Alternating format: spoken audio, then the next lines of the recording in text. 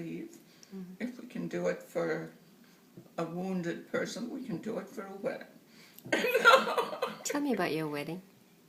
It was just the same, the Church of England marriage ceremony, except there was an order from the command because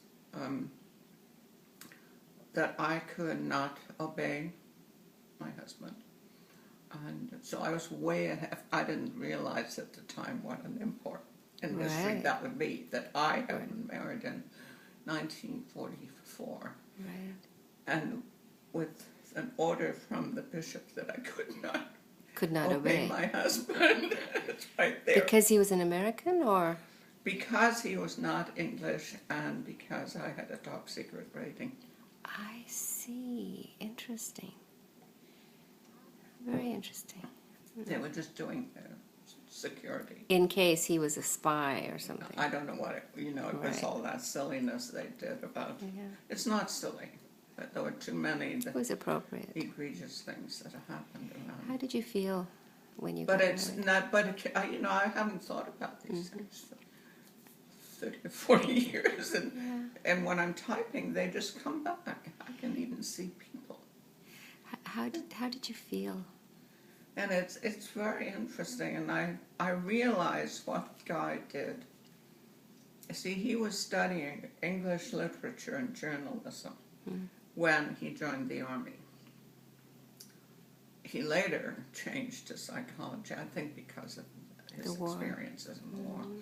But he was so clever, and the first time a whole group of us, there was just a group made up of their people and our people, and we thought we'd walk along the Thames.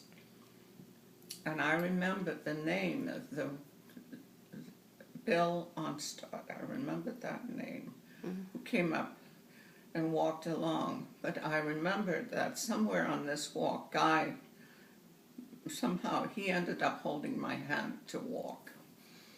And the next thing I knew, he asked me for a walk. And then I realized that he knew the poetry of the place. And he would recite English poetry to me. Because he knew more than I did. Randomly learning English poetry, the way he was fed that in a girls' school. And he had really studied it.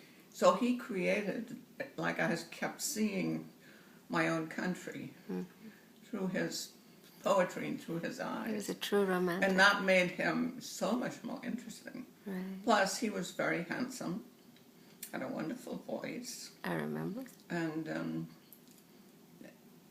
but, I still kept this idea that this was wartime, whatever it was wartime.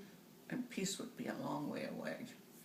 So sometimes I would respond within that, and he would think I was saying yes to something in the moment, So we went through a whole big thing when he just asked me to marry him for sure. And I said, wait a minute.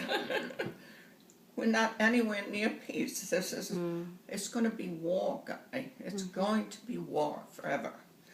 And he said, no, it isn't going to be war forever. And we had this argument. And I went back and wrote him a long letter of all the reasons I could not marry him until he agreed with me that we had to live in the war and wait for peace. And he wrote back to me and said, I don't agree with you.